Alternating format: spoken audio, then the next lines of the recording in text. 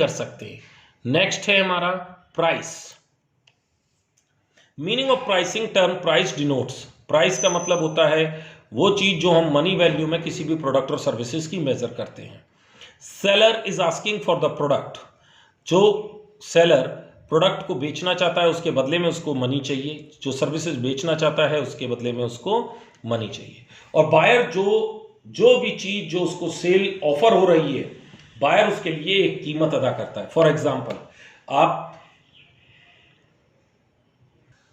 Buyer पे करता है प्राइस जो उसको ऑफर किया जाता है। ये एक इंपॉर्टेंट एलिमेंट है मार्केटिंग मिक्स का किसी भी फर्म के लिए, और ये अफेक्ट करता है बाकी और अदर कंपोनेंट के मार्केटिंग मिक्स को।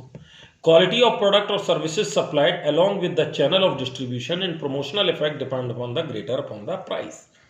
देखिए, अगर हम ये समझते हैं कि प्राइस किस तरह से होता है, जब हम मार्केट में जाते हैं, कोई गुड्स को परचेज करते हैं, फॉर एग्जांपल जैसे क्लॉथ, तो उसके बदले जो प्राइस पे करके आते हैं वही एलिमेंट, जो पैसा पे करते हैं वही एलिमेंट प्राइस कहलाता है।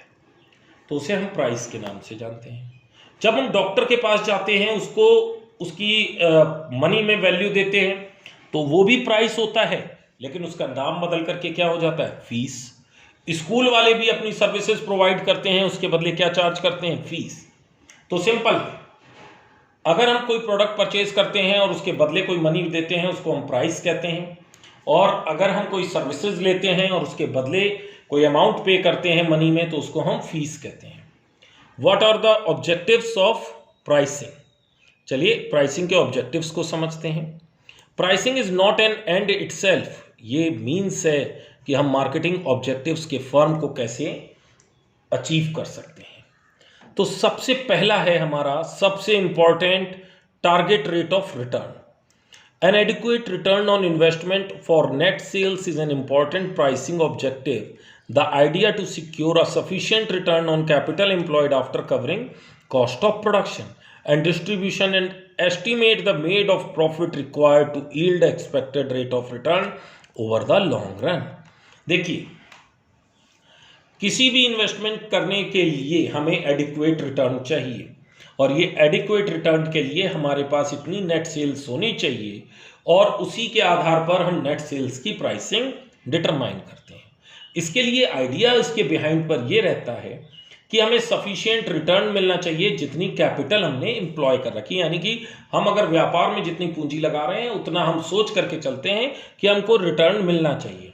अब जैसे हमने कैपिटल जितनी भी लगाई और रिटर्न, लेकिन उस रिटर्न में हमें दो चीजें माइनस करनी है। पहला, कॉस्ट ऑफ प्रोडक्शन, यानी कि किसी भी प्रोडक्ट को बनाने की कीमत, एंड डिस्ट्रीब्यूशन, कुछ और एक्सपेंसेस हैं जो कस्टमर के पास तक डिस्ट्रीब्यूट करने में, ट्रांसपोर्टेशन है और भी जो चार्जेस हैं वो पैकिंग के, ये सब चीजें डिस्ट्रीब्यूशन के एक्सपेंसेस होते हैं, वो भी माइनस हो जाएं, और फिर उसके बाद कुछ न कुछ हमारे पास प्रॉफिट्स बच जाए, और यही वो रेट ऑफ रिटर्न होता है जो हमको लॉन्ग पीरियड में मिलता रहे।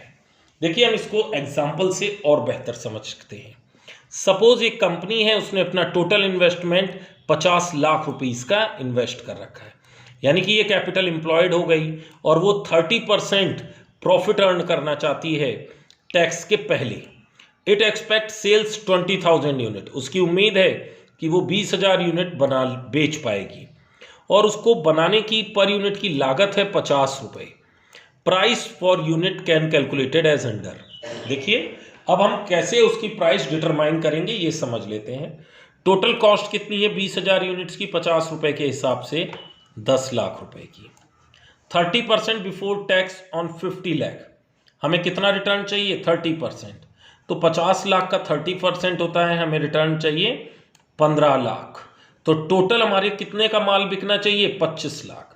यानी कि 25 लाख रुपए का माल बिके तो 10 लाख रुपए हमारी ये कॉस्ट के भी निकल आएंगे, और 30% या 15 लाख हमारा एक्सपेक्टेड रिटर्न भी हो जाएगा, यानी कि ये प्रॉफिट हो जाएगा।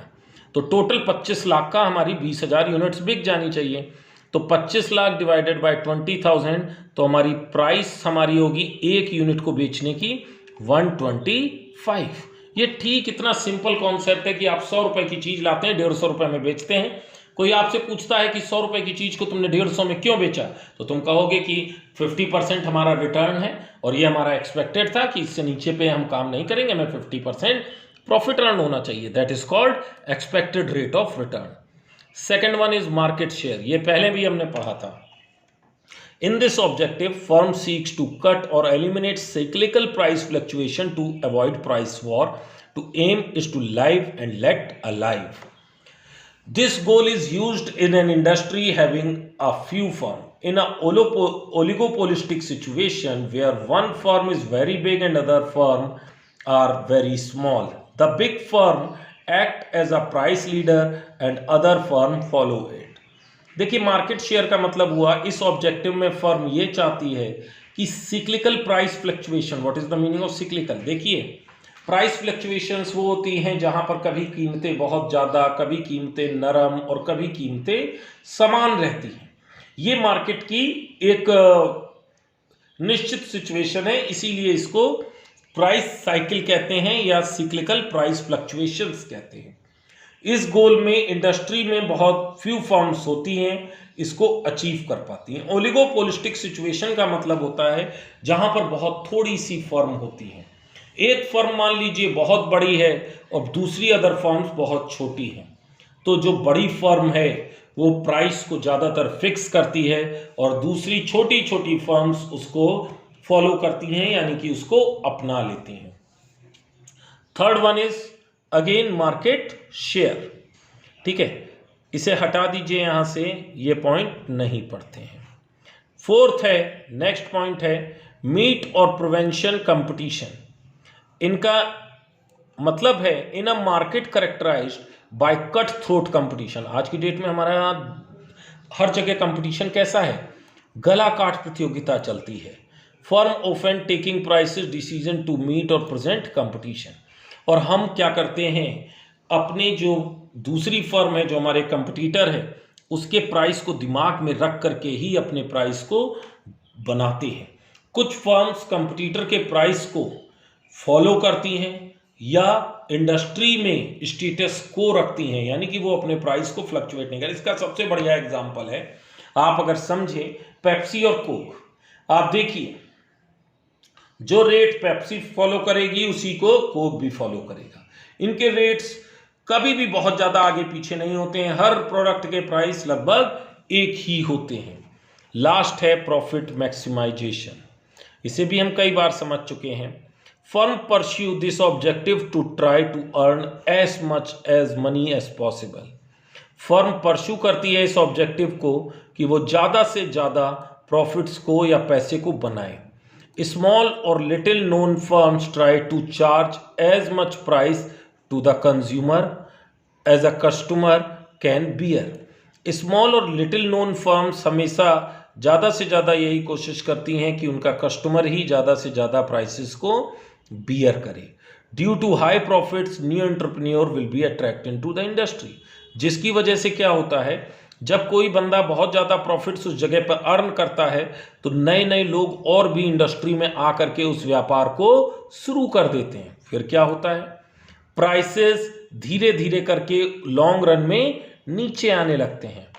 Traditionally profit maximization is considered to be objective of pricing. Traditional में मतलब पहले में ये देखा गया था कि हम केवल और केवल एक ही उद्देश्य से व्यापार करते थे।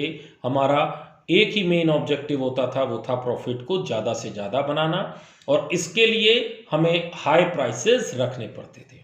बट मैक्सिमाइजेशन ऑफ प्रॉफिट में not be pragmatic objective due to cut throat competition. अब हमारे लिए ये आसान नहीं है कि अब के दौर में जहां पर इतना ज़्यादा कंपटीशन है कंपनीज के बीच में, वहां पर हर बिजनेस को वो तभी आगे बढ़ सकता है जब वो अपनी कुछ सोशल रिस्पॉन्सिबिलिटीज़ को भी फुलफिल कर पाए। अगर वो अपनी कुछ सोशल रिस्पॉन्सिबिलिटीज़ को फुलफिल कर लेगा तब वो अपना ज़्यादा से ज़्यादा प्रॉफिट्स को अर्न कर पाएगा।